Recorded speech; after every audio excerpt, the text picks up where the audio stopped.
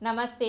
आप देख रहे हैं am selection point YouTube channel, जहां पर आपको करवाई जाती है सरकारी भर्ती परीक्षाओं की तैयारी। एग्जाम टाइम में इतना जो एक दो क्वेश्चन का टॉपिक है उसको आप इतना टाइम देते हो, 2-3 घंटे 4 घंटे, ये नहीं देना आपको एग्जाम टाइम में। पहले भले ही आप 1 2 3 4 4 घंटे तक दे सकते हो आप, परंतु एग्जाम टाइम के अंदर यानी कि आपको 1 महीने 2 महीने पहले रिवीजन जो करना होता है वो इतना टाइम नहीं देना होता है। ये जो छोटे टॉपिक है जिसमें से 1 या 2 क्वेश्चन पूछे जाते हैं, इनके लिए आपको आधा घंटा ज़्यादा से ज़्यादा निकालना है। ठीक है, इस आधे घंटे के अंदर आपको पूरा रिवीजन हो जाना चाहिए। यानी ऐसा पढ़ो कि एग्जाम में अपन कोई भी क्वेश्चन पूछे अपन उसका उत्तर निकाल सके।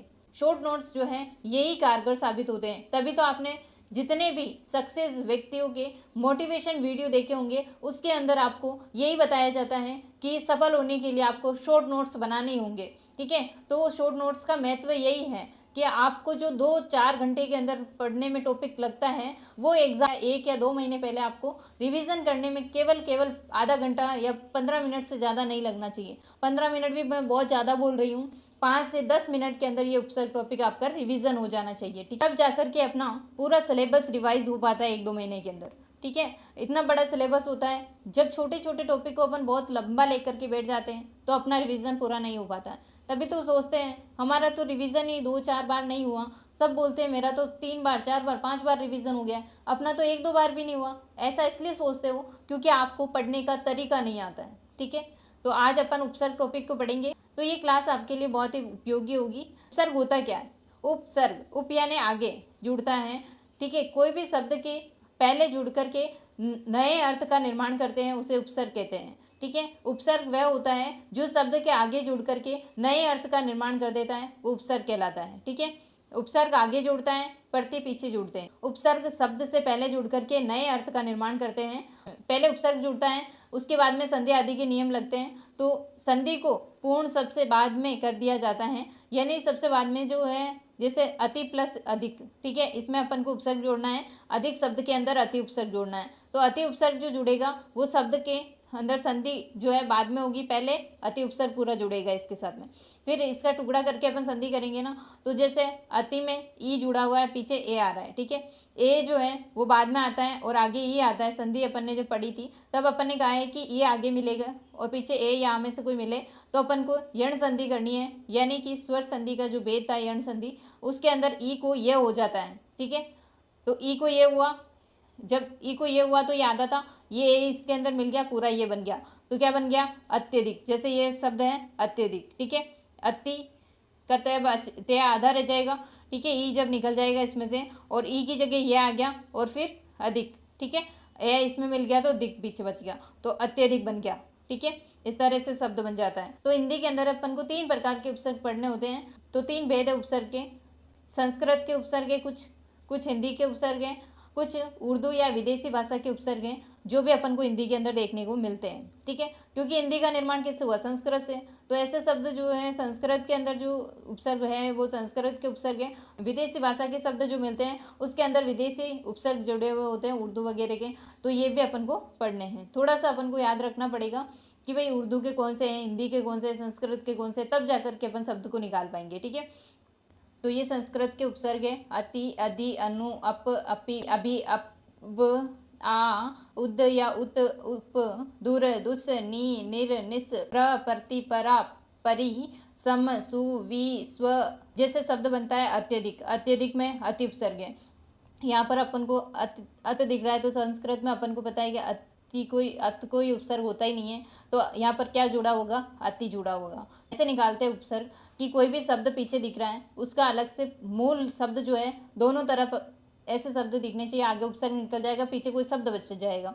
जैसे अति प्लस अधिक, अत्यधिक बन जाएगा। अभी प्लस शेख, शेख में से कौन सा होता है? जो सड़क वाला से होता है वो होता है, परंतु संधि का नियम बन करके ये षटकोण वाला बन जाता है, तो अभिषेक बनता है।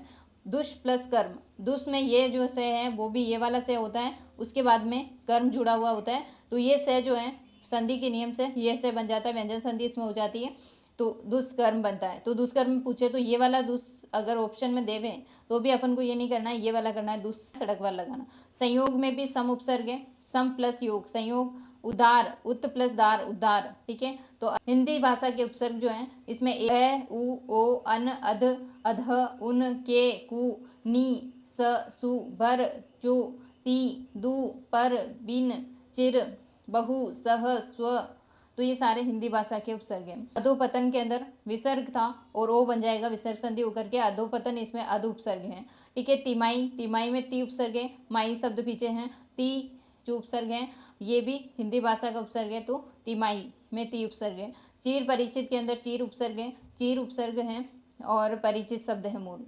सहचर के अंदर सह उपसर्ग है और चर मूल शब्द है, तो सह उपसर्ग है और चर मूल शब्द हैं। स्वभाव के अंदर स्व उपसर्ग है और भाव, ठीक है, भाव शब्द हैं। तो यहाँ पर अगर संस्कृत में सु आता है वैसे मूल रूप से संस्कृत के साथ में हिंदी के अंदर जो है ये स्व बन जाता है, तो ये स्व यहाँ पर याद रखना है, स्वभाव। ठीक है। अटल, अटल में ए जो है ए उपसर्ग होगा और टल शब्द होगा। निडर के अंदर नी उपसर्ग है और बाद में डर शब्द हैं, तो नी उपसर्ग है और डर शब्द हैं। भरपूर के अंदर भर उपसर्ग है और पूर शब्द हैं। ठीक है। भर से भर उपसर्ग है और तिरंगा के अंदर ती है वो उपसर्ग है और रंगा शब्द मूल है। बिन देखा के अंदर बिन उपसर्ग है और बिन उपसर्ग है और देखा शब्द है। ठीक है। बिन देखा। और स्वभाव के अंदर स्व उपसर्ग है, भाव है, तो ये वापस लिखना है। तो ये दो, तो याद रखना है अपन को कि भाई आगे जो है वो ये उपसर्ग दिखेंगे, तो ये 2-3 बार पढ़ोगे पता चल जाएगा कि चिर उपसर्ग होता है, बहु होता है, स होता है, स्व होता है, बिन होता है, दु होता है, ती होता है, भर होता है, चु होता है, नी होता है, कु होता है, उन होता है, उद होता है, अद होता है, अन होता है, ओ होता है, उ भी उपसर्ग होता है, ए भी उपसर्ग होता है।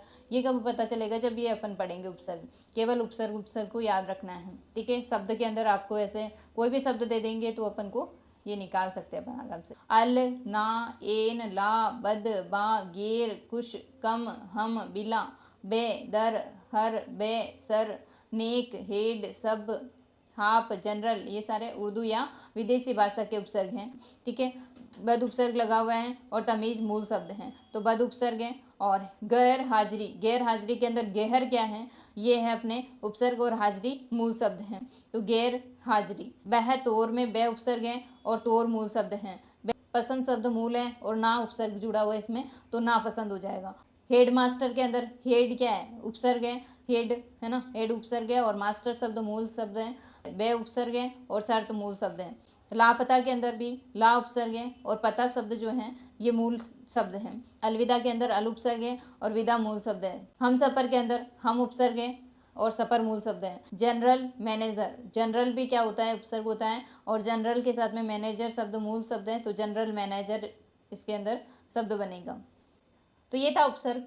मिलते हैं नेक्स्ट क्लास में, तब तक के लिए जय हिंद, जय भारत।